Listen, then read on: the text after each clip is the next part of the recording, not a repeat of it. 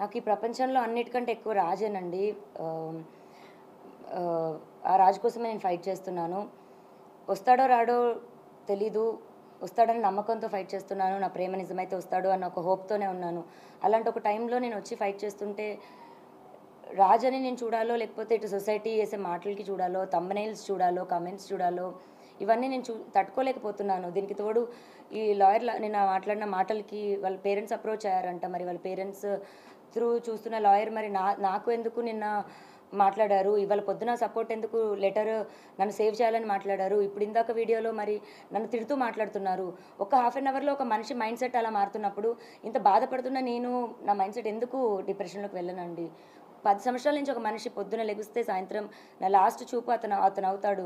ఇంట్లో ఎంప్టీ ఇల్లు అయింది నా హౌస్.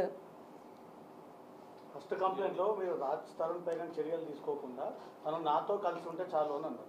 సెకండ్ కంప్లైంట్లో తను నన్ను ఇల్లీగల్గా ఇట్లా వాడుకుని వదిలేస్తాడు అంటున్నారు. ఇప్పుడు కూడా మీరు రాజ్ తరుణ్తో కలిసి ఉండాలని అంటున్నారు, మళ్ళీ పోలీస్ కేసులు పెడతా ఉన్నారు. కలిసి ఉండాలని పోలీస్ కేసు పెట్టడం కాదండి. పోలీస్ కేసు ఫస్ట్ నేను మాల్వి మల్హోత్రా అని వాళ్ళ తమ్ముడి పైన పెట్టాను.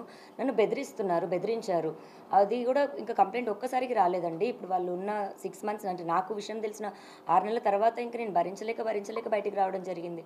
ఆ స్టేజెస్ ఎలా దాటిందంటే ఇంకా లాస్ట్ మాకు తిండి కావాలని అడిగితే అతనికి ఫోన్ చేస్తే ఆవిడ ఎత్తడం కానీ, మా పరిస్థితి మేము చెప్తే ఆవిడ వెయ్యమని చెప్తే అతను డబ్బులు వేయడం, అది ఇంకా పీక్స్కి వెళ్ళిపోయింది. ఇప్పుడు మీ అందరికీ నేను ఓపెన్గా ఎక్స్ప్లెయిన్ చేయాలంటే రోజుకో విషయం బయటకు వస్తుంది. ఆ బయటకు వచ్చిన విషయం కూడా రోజుకొక ట్విస్ట్ అని మీరు వేస్తుంటారు. ఇది ఒక్క రోజుది కాదండి, సంసారంలో ఇంకా అందరికీ జరిగినట్టే జరుగుతాయి. అండ్ ఆ మనిషి కావాలి అని అడిగాను నేను, అంతే. ఇప్పుడు పలానా రాజ్ తరుణ్ పైన కంప్లైంట్ పెట్టాలనలేదు, మాల్వి మల్హోత్రా పైన వాళ్ళ తమ్ముడి పైన పెట్టాను. వాళ్ళిద్దరితో నీకేం సంబంధం అన్న దగ్గర అఫ్కోర్స్ రాజు పేరు చెప్పాలి. అలా అక్కడ రాజ్ తరుణ్ పేరు అనేది వచ్చింది, కానీ రాజ్ తరుణ్ పైన కంప్లైంట్ పెట్టాలని నేను అనుకోలేదు. అది ఫస్ట్ కంప్లైంట్ పెట్టినప్పుడు అది రాసిచ్చాను. ఆ రాసిచ్చిన దాంట్లోని మాల్వి మల్హోత్రా చార్ట్ చూపించి రాసిచ్చాను నేను. అలాగే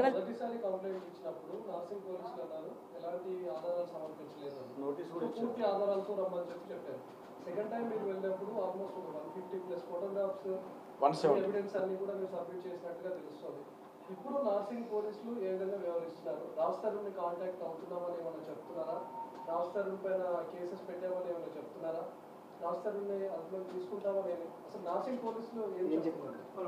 నేను ఫస్ట్ కంప్లైంట్ పెట్టినప్పటికీ ఈవినింగ్ 7-8 అయిపోయిందండి. సో నాకు రిసిప్ట్ ఇవ్వడం కానీ అవేమీ జరగలేదు. అఫీషియల్గా నేను రిసిప్ట్ కలెక్ట్ చేసుకున్నాక పోనీ ఎఫ్ఐఆర్ అన్నది దానికో ఎవిడెన్స్లు అన్నది ఇస్తాము. రెండో రోజుకి తెల్లారుజాము నుంచి మీడియాలో ఎలా వచ్చిందో మీ అందరికీ తెలుసు. ఆ డే నాకు బయటికి రావడానికి అంతా కూడా నేను ప్రిపేర్డ్ లేను. ఫస్ట్ నేను మీడియా ముందుకి అంత ప్రెస్ మీట్, ఇప్పుడు ఇంత ప్రెస్ మీట్ వచ్చినప్పుడు కూడా నేను ఎలా వణికాను అన్నది మీ అందరికీ తెలుసు. నేను కెమెరాస్కి అంత అలవాటు లేదు నాకు. అండ్ ఇప్పుడు ఎవిడెన్స్లు 12 ఏళ్ళ ఎవిడెన్స్లు తీయాలంటే ఒక్క రోజులో నేను రెడీగా ప్రిపేర్డ్గా లేను కదండి. నాకు 1-2 డేస్ టైం పడుతుంది. ఆ 1-2 డేస్ టైం తీసుకొని ఎవిడెన్స్లు ఇచ్చాను. మీరు అడ్వకేట్ రాజేష్తో చాలాసార్లు కాల్ చేశారు, ఆయన ఫోన్ లిఫ్ట్ చేయలేదు. 20 నిమిషాల పాటు సుదీర్ఘంగా కేసు గురించి చర్చించారని అంటున్నారు. చాలాసార్లు కాల్ చేయడం ఏం జరగలేదండి, ఒక్కటే కాల్ జరిగింది. అండ్ అతను నాకు ఫస్ట్ ఫస్ట్ అప్రోచ్ అయింది తనే అండి. నాకు అప్రోచ్ అయింది కూడా మూవీ అని, మీరు యాక్టింగ్ అంటే ఇంట్రెస్ట్ అని అప్రోచ్ అయ్యారు. లేదండి నాట్ ఇంట్రెస్టెడ్ అని చెప్పాను. తర్వాత నేను అడ్వకేట్ అని చెప్పారు. కంటిన్యూ అవుతుంటే మీరు రాజస్థాన్తో మాట్లాడి మద్యం మత్తులో లావణ్య ఒక ఆడియో బయటకు వచ్చింది. దాని మీద మీరు ఏం చెప్తారు? ఎప్పటిది అసలు ఆడియో? ఇప్పుడు మళ్ళీ నా పోరాటం ఒకటవుతుంటే ఈ ఒకదానిపైన ఒకటి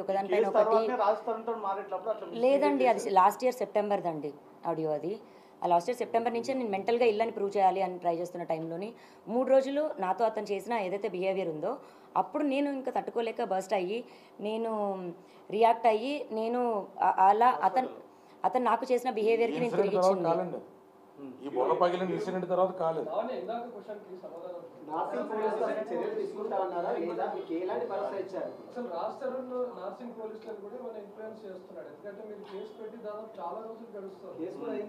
అది మీరు పోలీసులను అడిగితే బాగుంటుందేమో అండి. నేను అడిగాను, వాళ్ళతో టచ్లో ఉన్నాను. స్టేట్మెంట్ అన్నది ఇవాళ కూడా మేము ఇవ్వాల్సి ఉంది. 3 o'clock స్టేట్మెంట్ కూడా రికార్డ్ చేస్తున్నారండి. సోమవారానికి అతని మీద ఏం చర్యలు తీసుకున్నారనేటువంటిది, లేదా అతను యాంటిసిపేటరీకి కానీ క్వాషిక్ కానీ వెళ్తున్నాడు అనేటువంటి వివరాలు ఈ లోపల వాళ్ళు ఒక టీంని కాన్స్టిట్యూట్ చేస్తా అన్నారు.